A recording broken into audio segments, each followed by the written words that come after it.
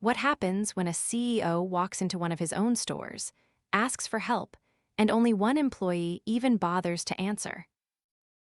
Nathaniel Price stood outside store number 12 of his 18-location fast casual restaurant chain, wearing a faded hoodie, worn jeans, and a generic baseball cap low over his eyes. He hadn't been inside this location in almost 2 years. Most of the current staff had never met him, and thanks to rapid growth and corporate branding, few would recognize the man who started it all flipping burgers out of a food truck 10 years ago. He stared at the glass doors for a second longer before stepping in. The lunch rush was in full swing. The air smelled of grilled meat and fryer oil.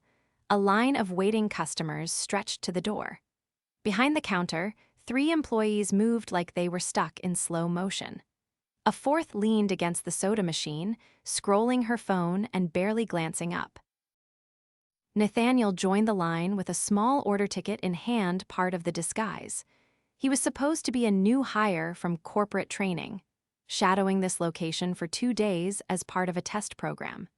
It wasn't real, of course, but the staff had been told to expect him. No one acknowledged him, not the girl at the register, not the guy bagging food, not the manager who barked something about corporate sending another waste of space. Nathaniel waited until the line cleared out and stepped forward. "Hey, I'm supposed to be starting today," he said, holding out the fake onboarding sheet. The girl at the register didn't even look up. "Hang on." She turned and shouted toward the back, "Tina, some dude says he's starting today." A woman with sharp eyes and a stiff ponytail came out of the back office. "You're the temp from training." Nathaniel nodded.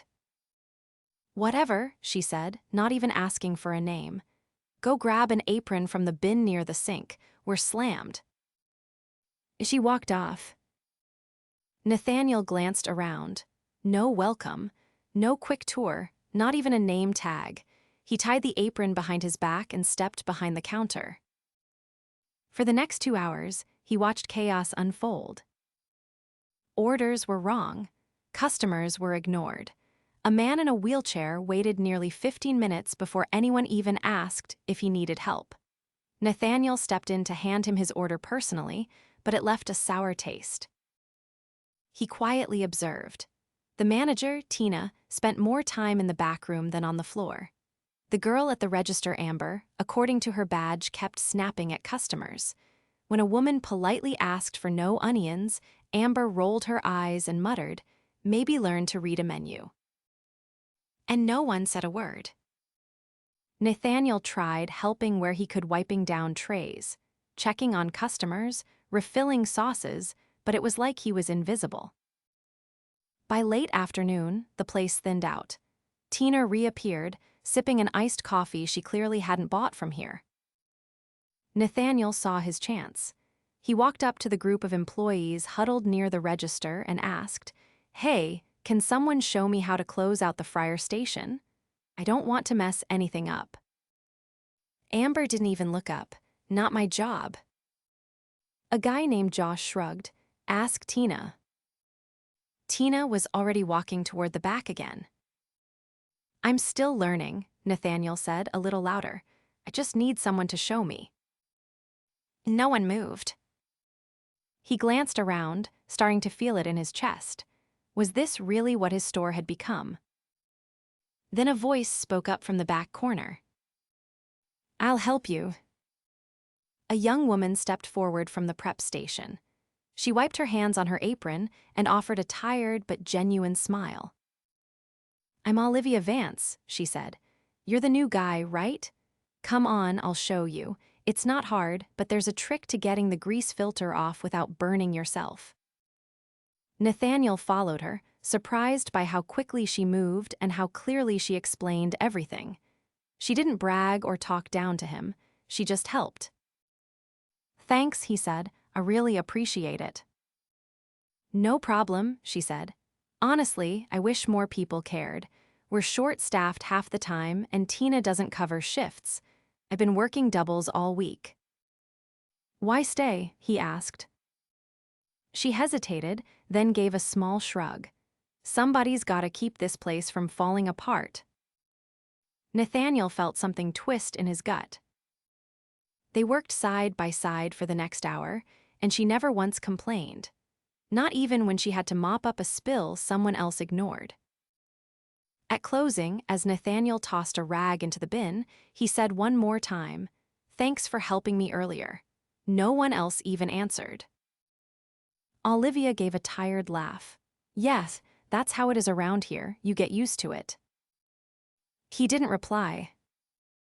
But in his head, something snapped. "No, you shouldn't have to get used to it. Not in my store. Not in something I built with my own hands." He was coming back tomorrow. And tomorrow, things were going to change. Nathaniel arrived the next morning 20 minutes early. The parking lot was mostly empty, a few scattered cars catching the early light. He sat in his truck, watching the store through the windshield. He'd barely slept. His mind had kept circling back to Olivia, to the absolute indifference he saw in everyone else, and above all, to how far his company had drifted from the values he built it on. At 7 sharp, he walked in through the back entrance, still wearing the same plain clothes and nameless apron. The kitchen lights were on, and a soft humming came from the prep area. Olivia stood at the sink with a tub of produce, sleeves rolled up, hair pulled into a tight knot. She was alone. "You're early," she said, glancing over her shoulder. "Didn't expect backup until 7:30. "Figured I'd get a head start," he said. "Maybe learn something useful before the chaos starts." She handed him a knife and pointed at a cutting board. "We got a shipment this morning. That box of tomatoes needs slicing. Just watch your fingers, the blades here are brutal." He worked quietly beside her. Olivia moved with a quiet efficiency, but her eyes looked tired, like she hadn't gotten more than a few hours of sleep. "Do you always open solo?" he asked. "Lately, yes," she said, not looking up. "One of the openers quit last week, the other's been calling out. Management hasn't replaced either of them." He let that hang in the air, then asked, "Why not say something?" "I did," she said, setting down her knife. "Twice. Got told to be flexible and that everyone's tired, so I stopped bringing it up." The door buzzed and Josh walked in, earbuds still in, hoodie halfway zipped. He gave a nod without saying anything, then disappeared into the dry storage room. Nathaniel turned back to the tomatoes, but his mind was already cataloging the cracks poor hiring coverage, no backup plans, and a culture where showing up and caring had somehow become optional. By mid-morning, the rest of the staff trickled in, each one arriving within a few minutes of their scheduled start time. Tina came last, iced coffee in hand again, this time tapping something on her smartwatch as she walked through the door. "All right, let's go," she called out. "Corporate's watching timesheets this week, so stay off the clock until you hit the floor." Nathaniel glanced at Olivia, who mouthed quietly, "We're already on the floor." He didn't respond, not yet. The first wave of customers arrived just after 10:30. A pair of construction workers walked in, followed by a mother with 2 toddlers. The register light was blinking. No one moved to it. Nathaniel stepped toward it, but Tina cut him off. "Not you," she snapped. "You're shadowing today, stay in the back." Amber finally walked up to the register, sighing loud enough for customers to hear. "Hope you know what you want," she said to the first man in line. "I'm not here to babysit menus." Nathaniel stepped backward, watching it unfold. The tone, the body language, the complete lack of urgency. The mother tried to ask about kids' meal options, but Amber cut her off. "Ma'am, it's right there," she said, pointing without looking. "I got a line." Nathaniel walked to the prep counter, where Olivia was plating a salad. "Does anyone ever pull her aside?" he asked under his breath. "She's been reported twice," Olivia replied quietly. "Nothing changed. Tina says she's better than having no one." He turned toward the kitchen, jaw tight. Around noon, the line reached the door again. Nathaniel moved to help bag orders, but Tina waved him back. "You're not cleared to handle food yet," she said. "Just observe. We don't need you screwing up more than we already got going on." He stepped aside, biting his tongue. A man in a navy suit stepped up to the counter next. He looked clean-cut, mid-40s, polite smile. Amber didn't even greet him. "What do you want?" "I'll have the grilled chicken bowl," he said. "No rice, extra vegetables." She tapped the screen, rolled her shoulders, and asked, "You allergic or just picky?" He blinked. "Excuse me." "Just seems like a lot of requests for something that's already kind of healthy," she said. Nathaniel watched the man's face shift, confused first, then embarrassed. He looked around, as if checking whether anyone else had heard. A teenage boy behind him lowered his head. Nathaniel stepped forward, not fast, not loud, but enough for Tina to notice. "Got something to say?" she asked, arms crossed. "Yeah," he said, taking off his cap. Amber froze. Olivia dropped a pair of tongs. Tina's mouth opened, then closed again. "I'm Nathaniel Price," he said, "founder, CEO." The room went still. The man at the counter blinked. "Wait, you're the guy from the commercials." Nathaniel nodded. "Came in yesterday, watched how things ran. This morning confirmed everything I feared." Tina raised a hand, trying to recover. "Okay, let's just take a minute." "No," Nathaniel said. "There's no minute. Amber, step aside." She didn't move. "I said step aside," he repeated, voice low. Amber walked away from the register, expression unreadable. "Sir," Nathaniel said to the man in the suit, "your meal's on us, and I apologize." The man gave a nod and stepped aside, still stunned. Nathaniel turned to Tina. "You've ignored staffing gaps, let your team get overworked, and allowed flat-out disrespect to become routine," he said. "You've been warned twice about employee complaints. That ends today." "You can't just walk in and fire people," Tina said, jaw clenched. "I can," he said, "and I am. Hand over your keys, you're done." She didn't argue. Her face went pale. She pulled the lanyard from her pocket and dropped it on the counter. Amber stood frozen near the soda fountain. "You made a customer feel small in front of a line of strangers," Nathaniel said to her. "That's not a mistake. That's a pattern, and it's over. You're not working here anymore." She opened her mouth, then closed it. She grabbed her bag and walked out without a word. Nathaniel turned to Olivia. "I owe you an apology," he said. "You've been holding this place together. That shouldn't fall on one person." She looked stunned. "I wasn't doing it for anyone but the customers." "I know," he said, "which is why I'm asking you to step in as interim floor lead. It comes with a raise. You'll help me rebuild this team." Her eyes widened. "I don't know what to say." "Say yes," he said. "We start now." She slowly nodded, still processing. Nathaniel turned back to the rest of the staff.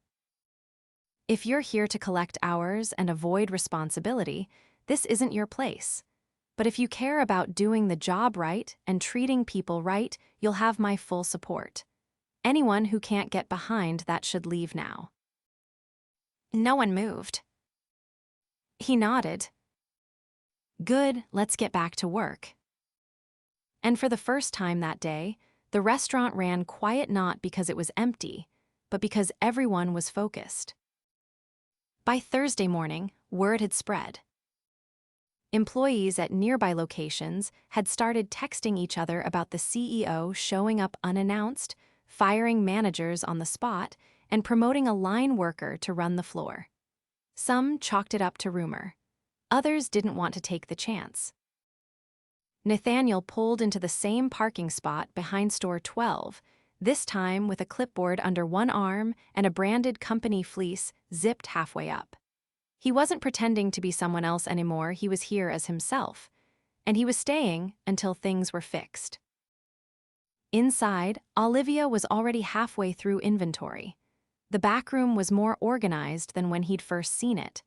Labels had been added to storage racks, and a fresh whiteboard by the cooler listed shift coverage for the next 5 days.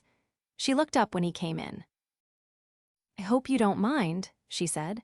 "Ask the team to each cover 1 extra hour this weekend, just to make up for the gap. I cleared it with HR to offer the overtime bonus." "I don't mind," Nathaniel said, "as long as no one's doing more than they can handle." "No one's doubling," she said. "I made sure of that." He nodded and followed her into the front of house. The floor wasn't spotless, but it was better. The music volume had been lowered, and the register screen finally had the welcome message he'd paid for corporate to install months ago. Most importantly, the team looked alert. Josh stood at the grill, focused and moving with more purpose than Nathaniel had seen before. A younger guy, Mateo, was helping prep the topping station, carefully lining up containers that used to be left half-filled and sticky. Neither of them saw Nathaniel right away. "Have we replaced Tina yet?" he asked Olivia quietly. "Interviews start tomorrow," she said. "I've asked to sit in." He didn't say anything, but he made a mental note to approve that request himself. At 11, the first customer walked in, a woman juggling a toddler and a stroller. Nathaniel stayed out of sight near the drink station and watched. "Welcome in," Mateo said, stepping out from behind the counter. "Want me to hold the door?" She nodded gratefully. "I can take your order when you're ready," he added. "No rush." The toddler pointed at the dessert display. "Cookie." "Tell you what," Mateo said with a grin. "If your mom's okay with it, dessert's on the house today." Nathaniel stepped back and let out a slow breath. Progress. But by noon, the cracks started to show again. The lunch rush built fast. A 6-top order came in through the mobile app, followed by a catering pickup that no one had prepped for. Olivia was trying to help on the line and double-check bagged orders at the same time. "Where's our third cashier?" Nathaniel asked, checking the schedule Olivia had drawn up. She texted, said her bus was late. "I already called in a backup." 15 minutes passed, no backup arrived. Nathaniel turned to Josh. "How fast can you jump stations if needed?" Josh hesitated. "I can do register, but I haven't done it in months." "Do it anyway," Olivia said, pulling gloves off. "I'll take your spot for now." She grabbed a pair of tongs and slid into the grill station without missing a beat. Nathaniel stepped behind the counter to bag sides. For the next 20 minutes, they moved like a team that had known each other for years. It wasn't perfect, but it was fast, honest work. Then the door opened again. A man walked in mid-30s, clean clothes, and a quiet presence. He wore a maintenance badge from the nearby phone company and moved slowly toward the counter. He had a large birthmark on his cheek and a noticeable limp. He waited patiently, even as others stepped around him to get to the pickup shelf. When it was his turn, Josh leaned in. "You ordering for someone else?" The man looked confused. "No, just me." Josh blinked. "Okay, I just thought never mind. What do you want?" Nathaniel felt the hairs on his neck rise. The man glanced at the menu, then pointed. "Grilled chicken plate, no dressing." "Sure," Josh said. "You got a card, or are you using one of those assistance vouchers?" Nathaniel stepped forward immediately. "Josh, step off the register." Josh looked back, confused. "Why?" Nathaniel didn't raise his voice, but his tone left no room. "And now." He turned to the customer. "I'm sorry for what was just said to you. Your meal is on the house today." The man looked startled. "I didn't mean to cause trouble." "You didn't," Nathaniel said. "You were treated disrespectfully, and I won't let that stand." He turned back to Josh. Nathaniel's voice stayed steady. You assumed someone's financial situation based on their appearance. That's not acceptable. Not here, not anywhere. Josh's entire posture shifted. I didn't mean it like that. Just. You said it out loud. You embarrassed a customer. That's not a training issue. That's judgment. Josh looked to Olivia, but she didn't say a word. You're done for today, Nathaniel said. I'll contact HR. You'll be informed of next steps. Josh opened his mouth, then shut it. He removed his apron, set it on the counter, and walked out without another word. Nathaniel turned to Olivia. Can you finish the line? Yes, she said, already moving. He stepped into the back office and picked up the phone. Within minutes, regional HR was looped in. They agreed to suspend Josh pending a formal review. Nathaniel made it clear zero tolerance meant zero delay. When he returned to the floor, the line had eased and the team was holding steady. The man with the birthmark was seated with his meal in a corner booth, quietly eating. Mateo had brought him a refill without being asked. At 2:30, Olivia finally took her first break. She sat on a crate in the storage room, sipping cold water. Nathaniel sat beside her. I didn't want to believe we'd let things get this bad, he said. Olivia didn't answer right away. Then she asked, Can I be honest? Always. There's a lot of stores like this one, she said. I've worked at 3. Every time it's the same, good people burn out. The wrong ones drift upward. The rest of us just try not to drown. Nathaniel leaned forward, elbows on knees. I built this company on the idea that effort and kindness should matter more than politics or noise. Somewhere along the way, we lost that, but I'm done watching it happen. She looked at him, eyes sharp but tired. So what now? We build something better, he said. Not just here, everywhere. You're going to help me write the new training structure. You'll do it while still running this floor, and I'll make sure you have what you need: extra support, real authority, and direct access to me. She hesitated. That's a lot. I'll carry my share, he said, but I need you to say yes. Olivia looked down at her water bottle, then back at him. All right, I'm in. He stood. Go home early today, you've earned it. Only if Mateo gets his break first, she said, standing up with her. Nathaniel smiled faintly. Deal. He stepped back into the kitchen, where Mateo was finishing the last of the prep list. You ever done shift lead? Nathaniel asked him. No, Mateo said slowly, but I could learn. Good, Nathaniel said. You're learning now. He handed Mateo the clipboard and walked to the front door. Tomorrow, he would bring in a regional trainer to support onboarding. He'd already greenlit the extra budget for hiring 2 more part-timers. But more importantly, he wasn't leaving this store behind. Not until every customer felt welcome. Not until every employee felt safe. And not until no one ever had to ask for help and be ignored again. Nathaniel returned the following week, this time through the front door, wearing the company fleece fully zipped and a plain black lanyard with his name and title clearly printed. He didn't need to hide anymore. The team knew who he was, and most importantly, they knew why he was there. It was a Wednesday, just after 11. The breakfast crowd had cleared, and the lunch wave hadn't yet begun. He stepped inside, scanning the floor. The music was slightly lower than usual, replaced with a playlist of acoustic covers Olivia had suggested.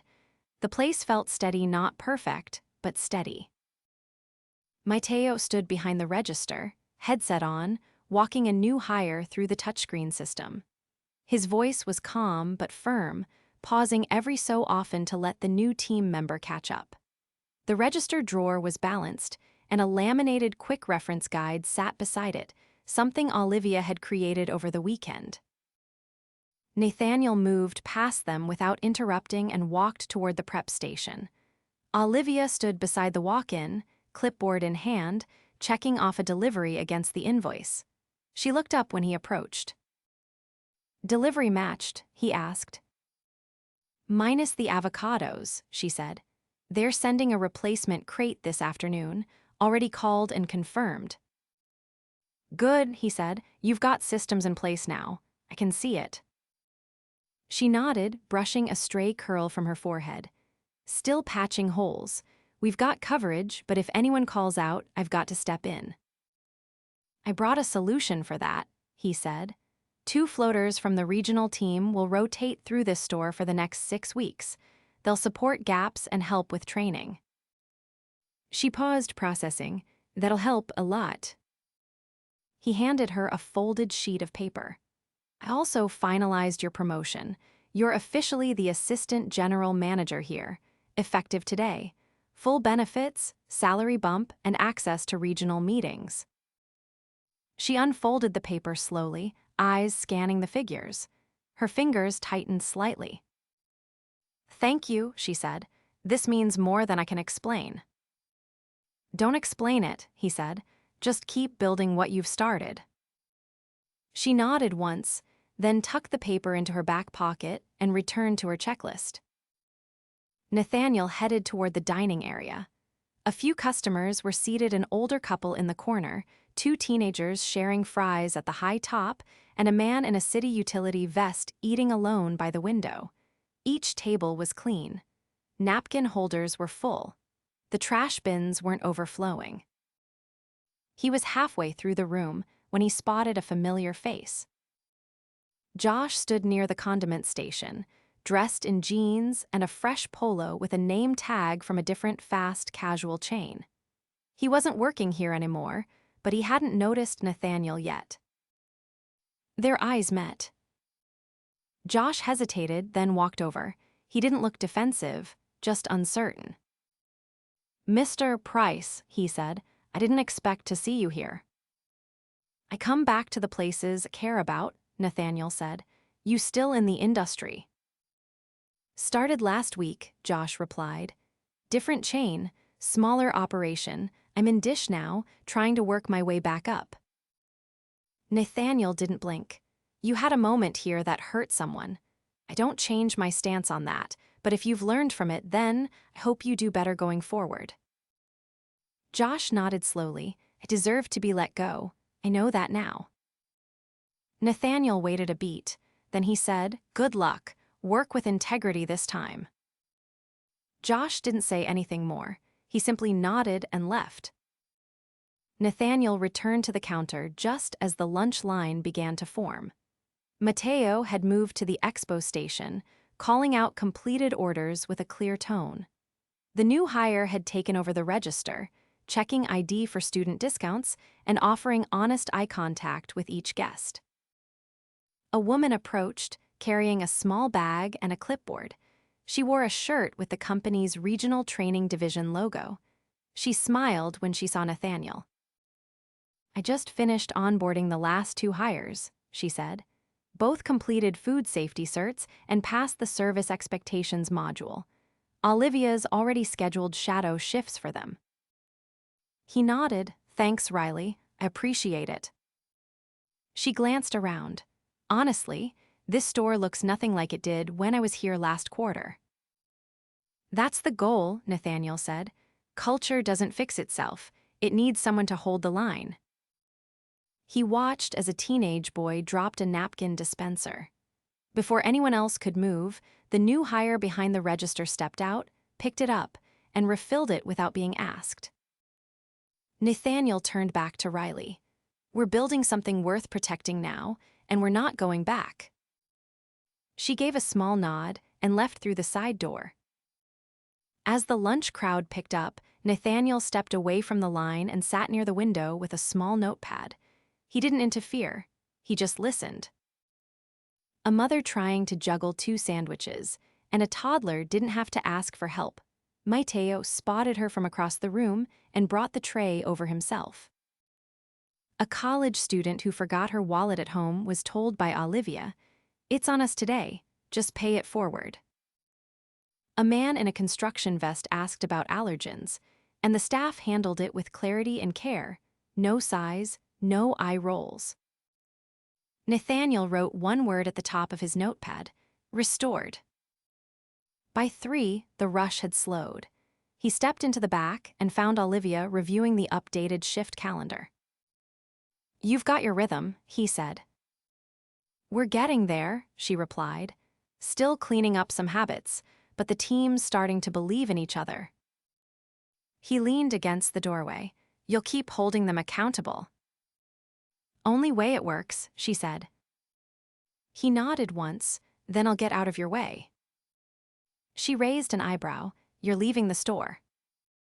"Not for good," he said, "but I don't need to hover. You've proven this place doesn't need a rescue anymore, just a leader."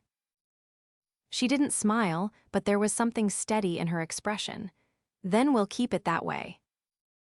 Nathaniel left through the back, stepping into the late afternoon sunlight. The parking lot was fuller than he'd seen it in weeks. He looked back once at the now steady hum of the kitchen, the clean floor, the team moving with purpose. He walked to his truck, opened the door, and paused. He'd started this journey because no one answered a simple call for help. Now when a customer stepped in, or a teammate fell behind, or a stranger needed a moment of grace, someone answered, every time. Not because they were told to.